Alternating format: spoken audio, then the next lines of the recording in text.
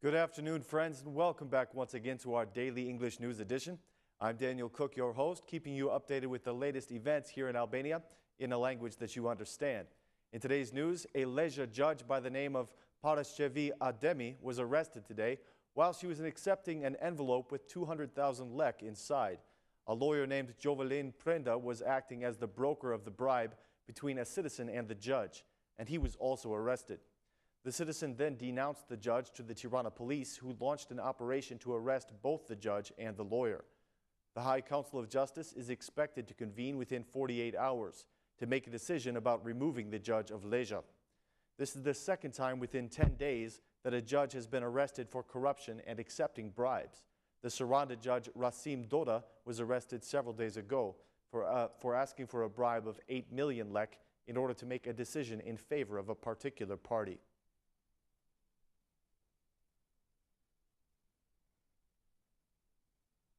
The director of the Health Insurance Fund unexpectedly submitted his resignation today after the recent medical scandal.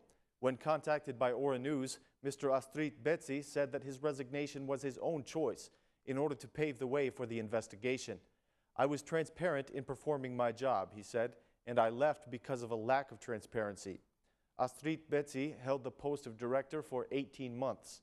Several weeks ago, the regional directory of the fund, together with its officials, were accused of corruption in the scandal of reimbursable medicines.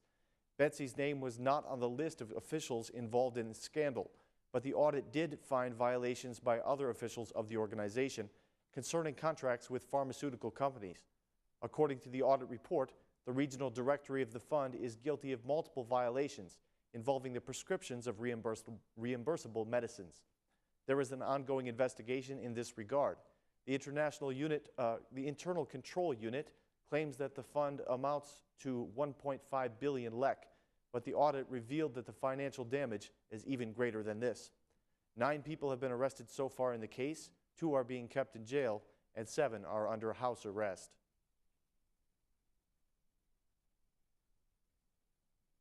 The Democratic Party has declared that their candidate for Pogradec, Edward Capri, has received a number of text messages threatening his life.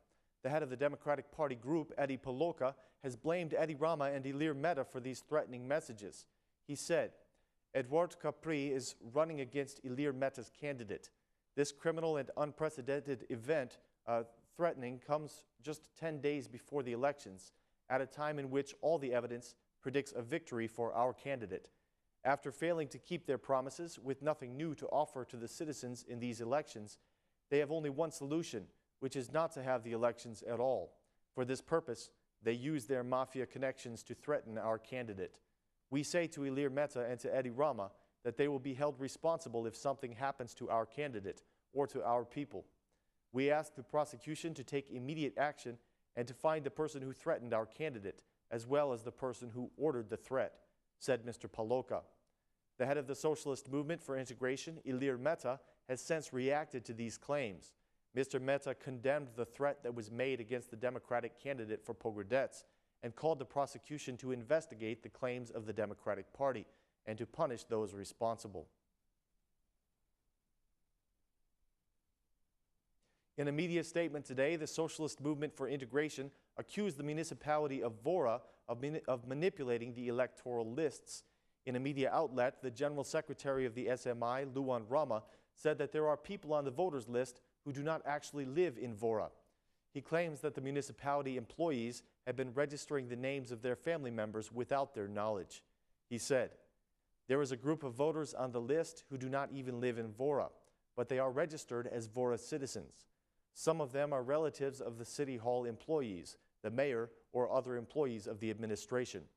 Some of these individuals do not even know that they are registered as voters in Vore.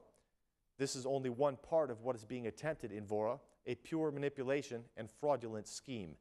This is being orchestrated by a person who wants to stay in power at any cost, even though the people do not want him any longer because of his abusive behavior for the past 12 years. This is the model that the Democratic Party offers, even after 25 years of democracy," said the General Secretary of the SMI, Luan Rama.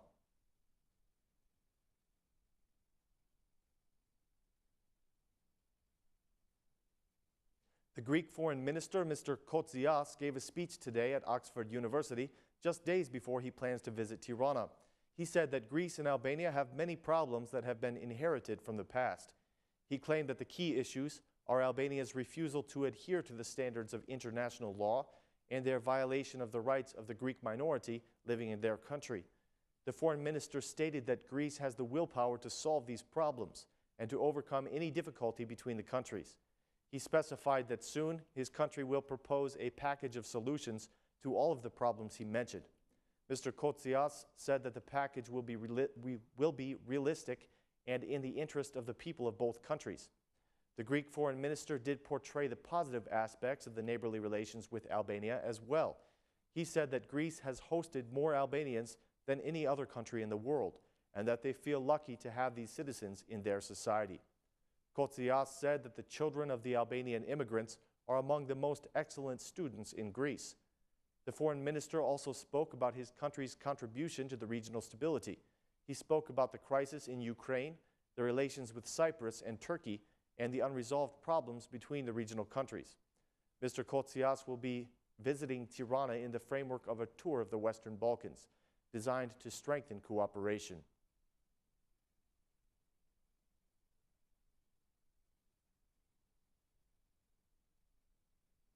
That concludes our news for this evening, ladies and gentlemen.